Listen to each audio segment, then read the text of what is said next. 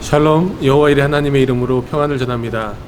오늘 우리는 하나님의 예비하심 예수라는 주제로 은혜를 나누고자 합니다. 하나님이 세상을 이처럼 사랑하사 독생자를 주셨으니 이는 그를 믿는 자마다 멸망하지 않고 영생을 얻게 하려 하심이라.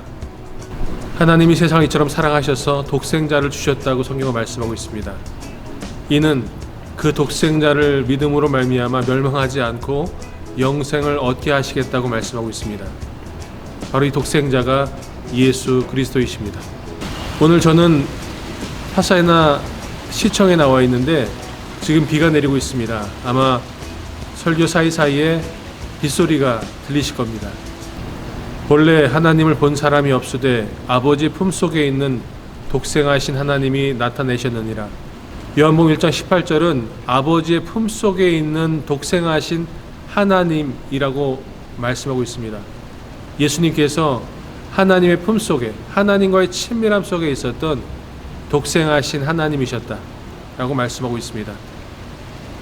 바로 삼위일체 하나님, 성부 하나님, 성자 하나님, 성령 하나님 중 성자 하나님이신 예수님을 말씀하고 있습니다. 태초에 말씀이 계시니라. 이 말씀이 하나님과 함께 계셨으니 이 말씀은 곧 하나님이시니라. 태초에, 창세 전에, 이미 오래 전에 우리가 알 수 있는 시간 그 이전에 예수님은 하나님과 함께 계셨고 그 예수님은 로고스, 말씀이셨다. 그리고 그 말씀이 곧 하나님이셨다라고 성경은 분명히 예수님의 정체성에 대해서 말씀하고 있습니다. 말씀이 육신이 되어 우리 가운데 거하심에 우리가 그의 영광을 보니 아버지의 독생자의 영광이요 은혜와 진리가 충만하더라. 그 말씀이 인간의 몸을 입고 우리 가운데 오셨다. 우리 가운데 거하셨다라고 성경 말씀하고 있습니다. 그리고 그의 영광이, 예수님의 영광을 보니 아버지의 독생자의 영광이요 그리고 은혜와 진리가 충만했다고 성경은 우리에게 분명히 예수님에 대해서 말씀하고 있습니다. 그분에게 독생자의 영광이 있었고 은혜와 진리가 충만하였다. 여호와 이레 하나님께서 아담과 하와가 하나님 앞에 범죄함으로 말미암아 그리고 그 후손들이 하나님께 범죄하고 또 범죄하는 모습을 보면서 잃어버린 자식을 집에 돌아오게 하는 아버지의 마음으로 하나님께서 죄악으로 죽을 수밖에 없는 하나님의 자녀들을 위하여 하나님의 아들 독생자 예수 그리스도를 이 땅에 보내시고 그 예수 그리스도께서 우리의 죄값을 대속케 하심으로 말미암아 우리를 구원케 하시는 하나님의 구원의 계획을 진행하시고 이루신 것을 우리는 성경을 통하여 보게 됩니다. 여호와께서 이르시되 내 아들 내 사랑하는 독자 이삭을 데리고 모리아 땅으로 가서 내가 내게 일러준 한 산 거기서 그를 번제로 드리라. 하나님께서 아브라함에게 백세에 얻은 아들 이삭을 제물로 바치라고 명령하십니다. 그리고 아브라함은 하나님의 그 말씀에 순종하여 이삭을 데리고 이제 산에 오릅니다. 그리고 장작을 쌓고 아들 이삭을 제단 위에 올리고 이제 칼을 들어 아들 이삭을 제물로 바치려고 할 때 하나님의 천사가 아브라함아 아브라함아 말리고 그리고 아브라함에게 말씀하십니다.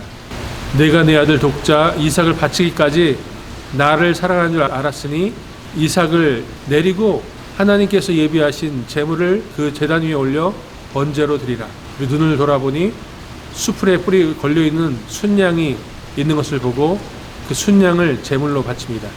그리고 나서 아브라함이 고백합니다.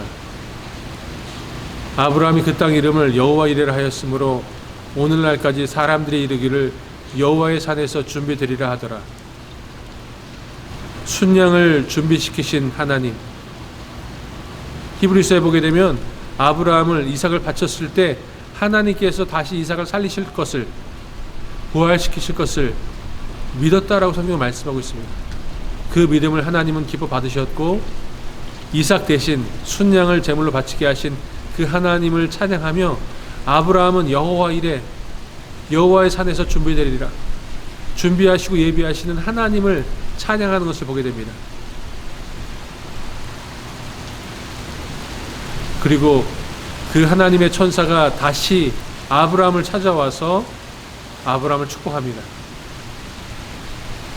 그때 하나님의 천사가 다시 아브라함을 찾아와 아브라함을 축복합니다.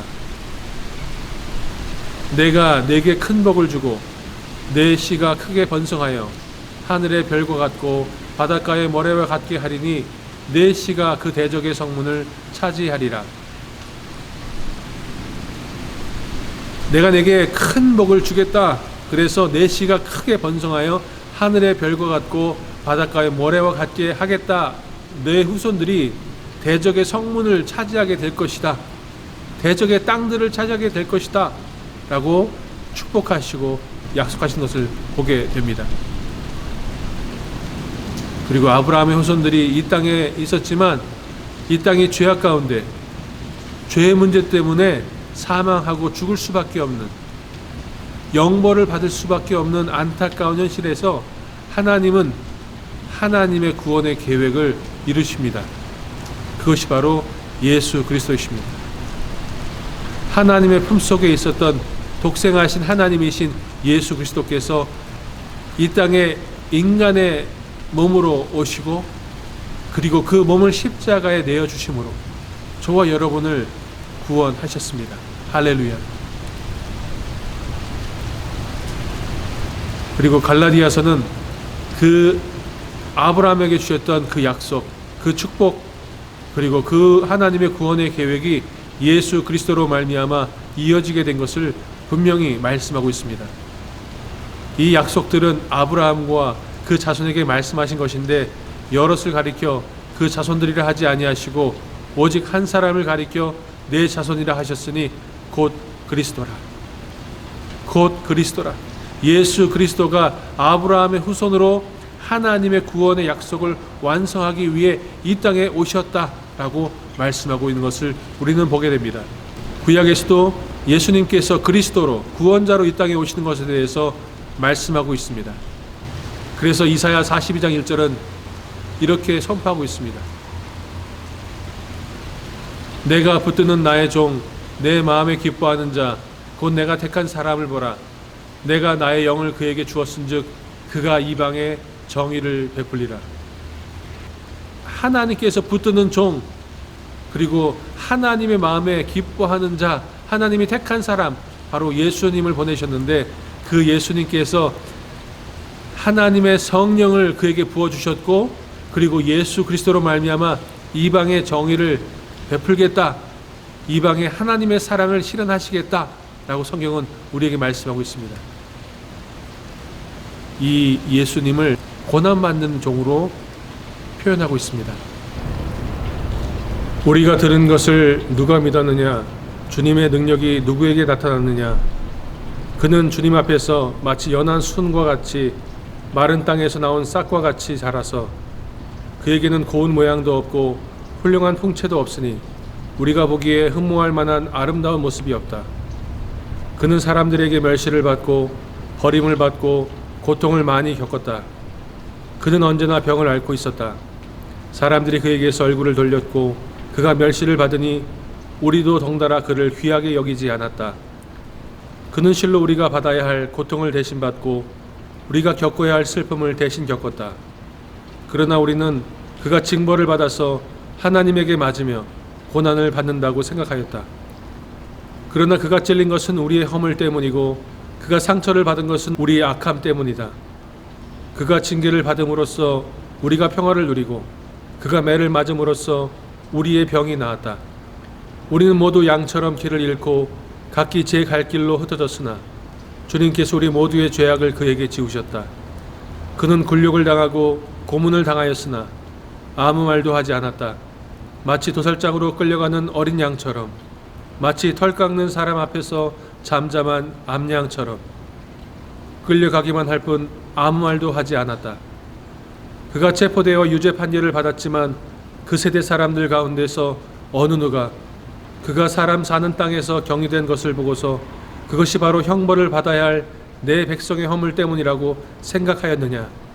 그가 폭력을 휘두르지도 않았고 거짓말도 하지 않았지만 사람들은 그에게 악한 사람과 함께 묻힐 무덤을 주었고 죽어서 부자와 함께 들어가게 하였다. 주님께서 그를 상하게 하고자 하셨다. 주님께서 그를 병들게 하셨다. 그가 그의 영혼을 속건제물로 여기면 그는 자손을 볼 것이며 오래오래 살 것이다. 주님께서 세우신 뜻을 그가 이루어 드릴 것이다.